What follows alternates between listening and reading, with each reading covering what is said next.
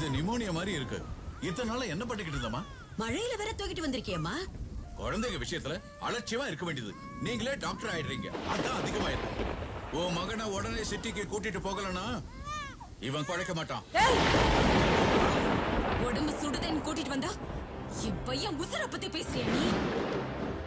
அவன் கண்ணு மூடுறது என் தாலாட்டுக்கு மட்டும்தான்.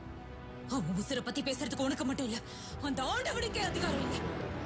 அப்படி சொல்லலமா, நீ பயப்படாத.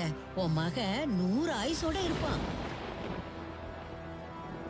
சில பேர் அடிமையா இருந்தாலும் 100 வருஷம் வாழணும்னு ஆசைப்படுவாங்க. ஆனா சில பேர் ஒரு நாள் வாழ்ந்தாலும் சுல்தானா தான் வாழணும்னு ஆசைப்படுவாங்க. ஒருவேளை இன்னைக்கு இவன் செத்துட்டா என் வார்த்தையை நிறைவேற்ற யோக்கியதை இவனுக்கு இல்லைன்னு நினைச்சு மறந்துடுவேன்.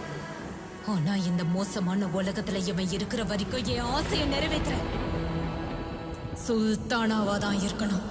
மனதில் விதைத்த வார்த்தை நினைவிருக்கும்.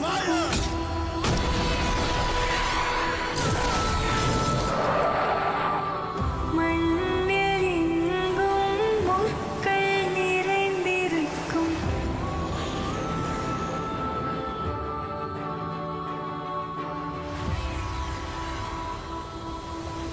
நடைகள் எதையும் மகனே வென்று வா.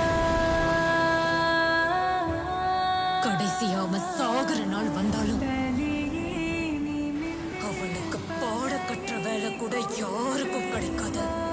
ஏன்னா அவனோட கல்லறை வரைக்கும் அவன் காலடி தடம் பதிஞ்சிருக்கும். அன்னைக்கு 2 சம்பவம் நடந்தது. அந்த இடமும் அழிஞ்சது,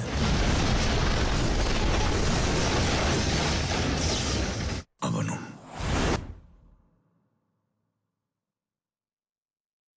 அம்மா, இந்த உலகத்துல இருக்க எல்லா தங்கத்தையும் உனக்கே தரமா. வீர